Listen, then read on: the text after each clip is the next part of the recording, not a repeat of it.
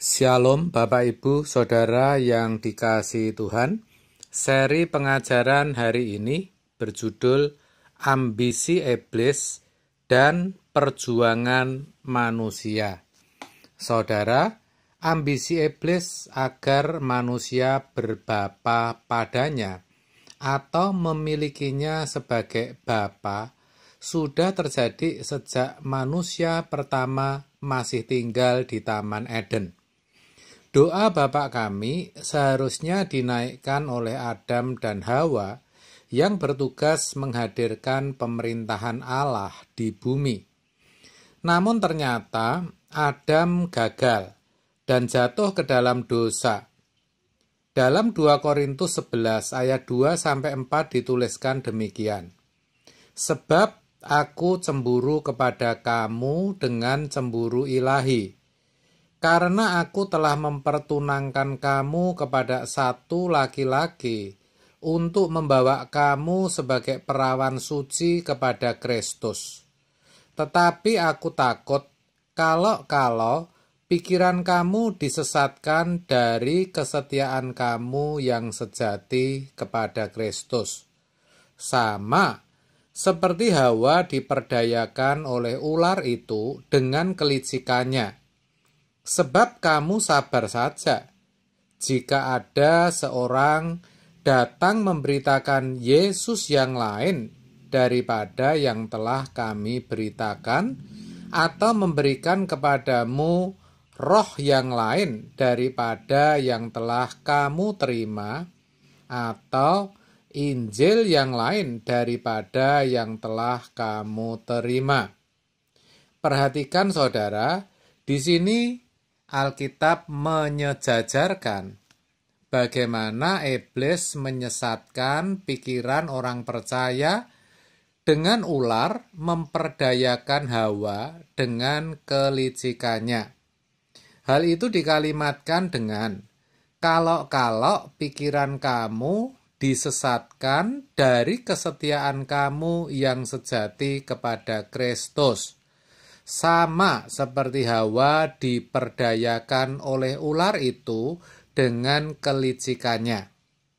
Itu berarti perjuangan manusia sesungguhnya sudah diawali sejak di Taman Eden.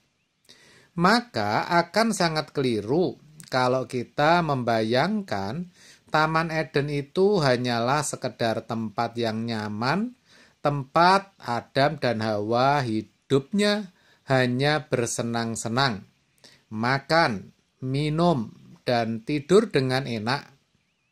Bukankah Alkitab juga jelas berkata bahwa mereka harus bekerja, seperti dituliskan dalam Kejadian 2 ayat 15. Tuhan Allah mengambil manusia itu dan menempatkannya dalam Taman Eden untuk mengusahakan dan memelihara taman itu.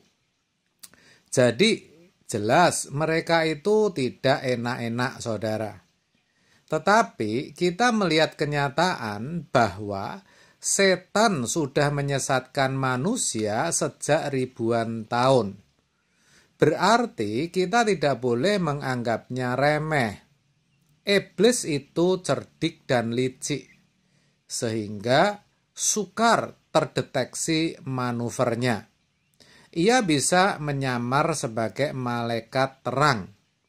2 Korintus 11 ayat 14. Hal itu tidak usah mengherankan, sebab iblis pun menyamar sebagai malaikat terang. Saudara, ia juga menampilkan diri sebagai bapa yang sebetulnya adalah palsu. Jangan sampai kita menutup mata dan baru menyesal nantinya karena salah memilih bapak. Yang kita miliki bukan bapak yang benar, tapi bapak yang palsu. Itu adalah kesalahan yang sangat tragis dan tidak dapat diperbaiki lagi, saudara. Terkait akan hal itu dalam 1 Petrus 5 ayat 8-9 dikatakan, sadarlah dan berjaga-jagalah. lawanmu si iblis berjalan keliling sama seperti singa yang mengaum-ngaum dan mencari orang yang dapat ditelannya. Lawanlah dia dengan iman yang teguh, sebab kamu tahu bahwa semua saudaramu di seluruh dunia menanggung penderitaan yang sama. Pertanyaan yang bisa muncul terkait ayat di atas adalah, sejak kapan iblis itu berjalan keliling? Jawabnya, sejak zaman Adam masih di Taman Eden. Pertanyaan selanjutnya, berapa lama Adam dan Hawa tinggal di Taman Eden? Saudara, memang untuk menjawab pertanyaan ini tidak mudah, karena memang Alkitab tidak mengungkapkan secara rinci. Yang jelas, itu bukan waktu yang singkat, kan begitu saudara. Dan kalau mereka harus taat kepada Bapa di surga, itu juga perjuangan.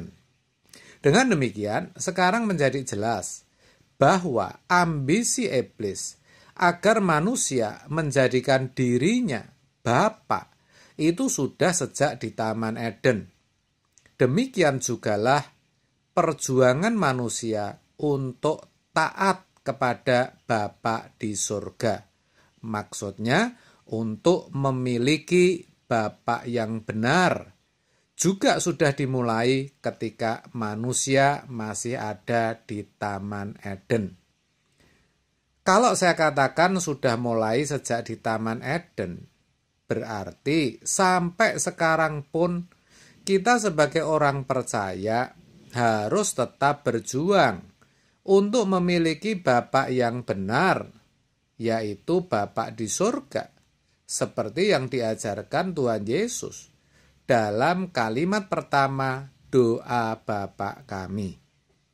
Demikian kiranya kebenaran ini boleh memberkati kita semua. Amin.